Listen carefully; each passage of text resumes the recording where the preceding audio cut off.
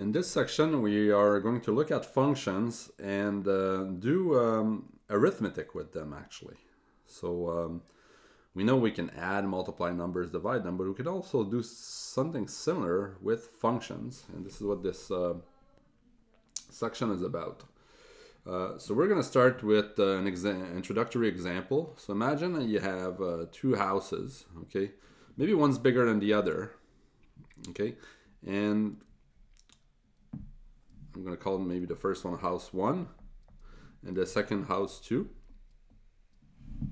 And imagine I want to heat those houses, okay? Then the cost to heat each house per day will depend on the temperature outside. That makes sense, right? So we're going to call T the temperature outside in Celsius. And I'm going to create two functions. One is C of T. So it's going to be the cost to heat house 1 if it's T degrees Celsius outside. So we could imagine something like, maybe I'll just create something that's simple, a linear function. Something like, let's say minus 2/3 of T minus 20.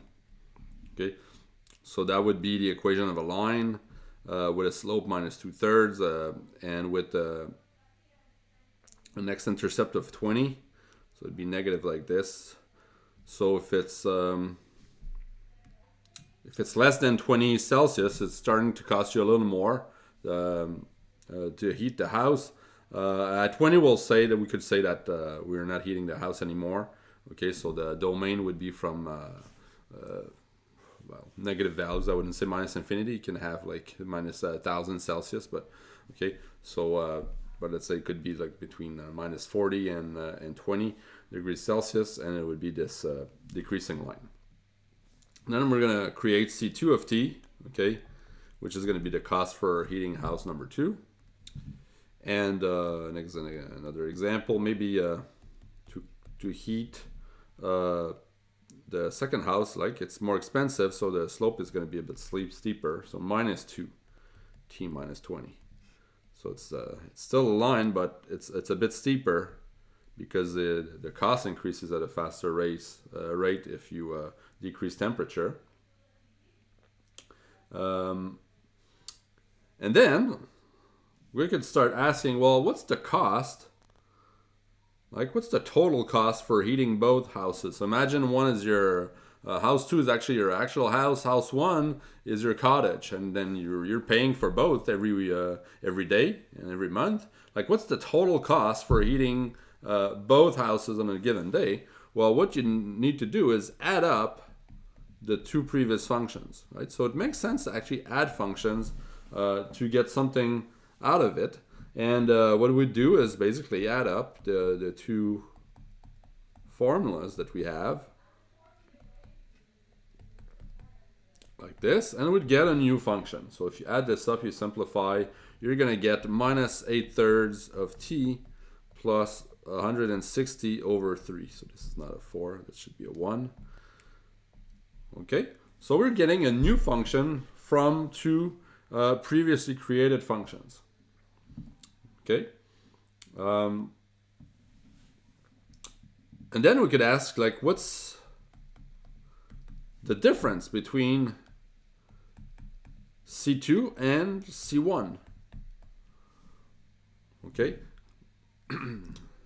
so how's that related to our problem? Like, in the context of the problem, why is that relevant, right? This one's relevant because this is their total cost for heating both houses per day. Total cost per day for heating both houses. Okay, so maybe total cost per day. Now think about D, or my function D. I call it D because of difference. What is that in the context of the problem? What is that? Like, you want to explain to somebody what that function gives you. You don't want to say it's the difference between two functions. So what's a function, first of all? Right? You want to answer with something like I wrote above, like total cost for heating both houses. That's a vocabulary that's non-mathematical. So you want to figure out something like this for D. Like try to think about it. So what is this? Well, this is how much more it's costing you to heat house number 2. Okay.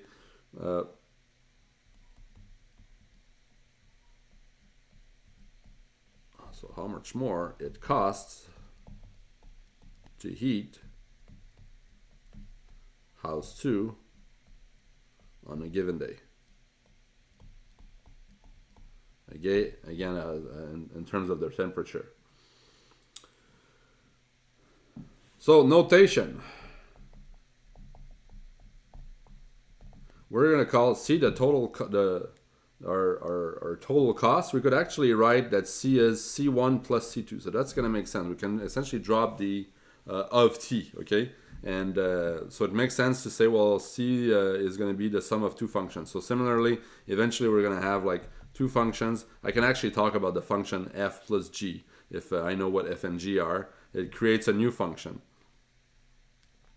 And similarly, D, I could just write D is C1 minus C2. Okay, and eventually I'm going to have maybe functions f and g in my next example. I could actually write down f minus g. That actually makes sense. It's the new function. That's the difference between f and g. So let's do that right away. So you're given f, which is x minus 1,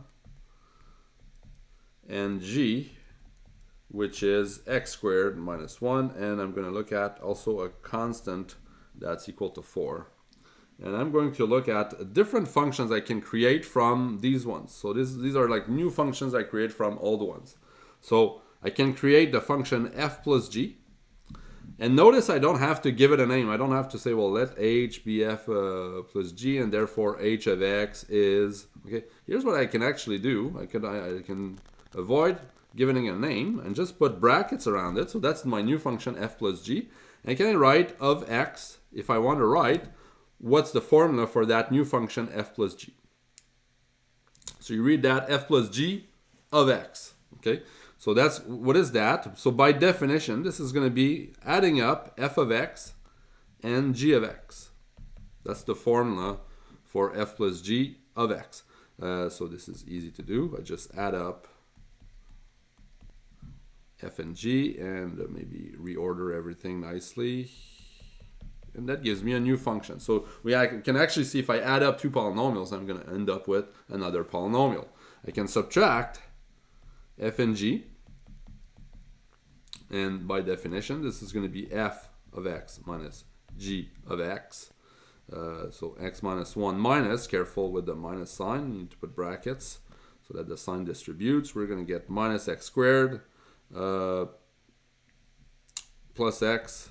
And then minus 1 will cancel out with plus 1, right? Because there's a negative sign hitting it. So this is all that remains.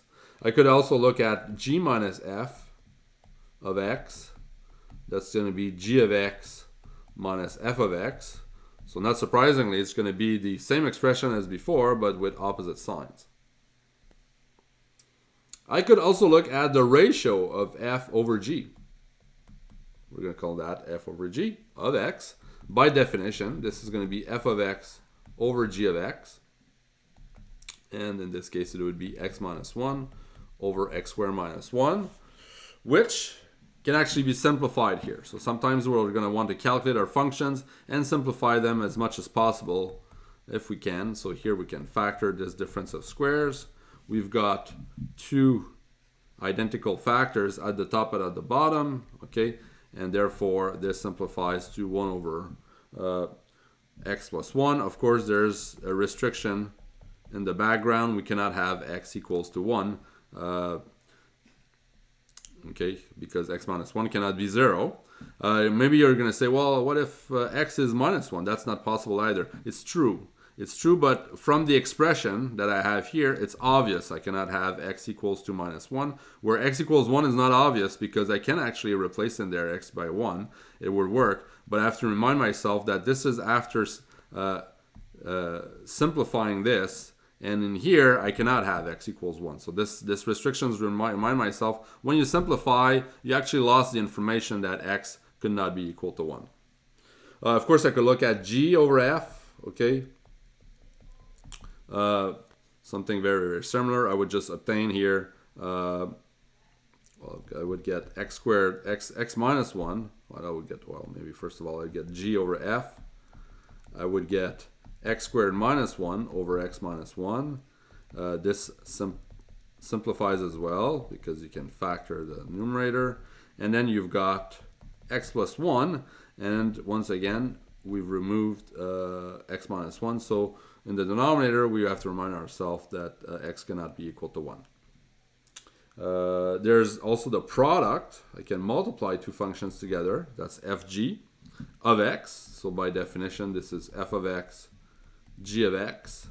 And in this case, it would just be x minus 1 times x squared minus 1.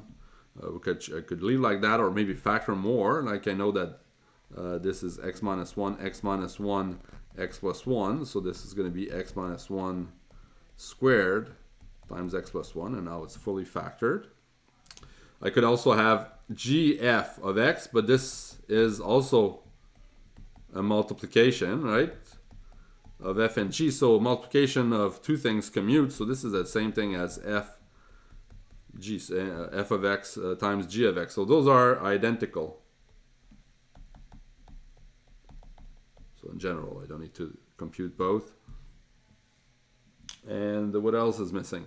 Oh yeah, I could have c f of x. No, sorry, cf, the function cf. So cf is the function f of x multiplied by c. So this is what it means.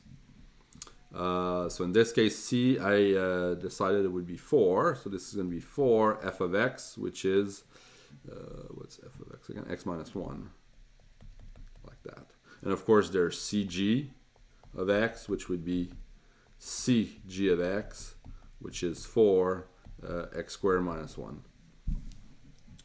Okay, so just with these two functions, f and g, I can create the function f plus g, f minus g, f times g, f over g, or maybe a constant times f, a constant times g, or of course there's also g over f. So you see, with all these functions, I can create new ones. And the idea, this is a powerful idea because I can understand better a complex function by understanding simpler parts of it. So if I understand that if I have a function like this, and that this function is composed of two simpler functions, f and g, and it's a ratio of the two, sometimes that helps me understanding the more complex function I'm dealing with initially. So this is a key idea when dealing with functions.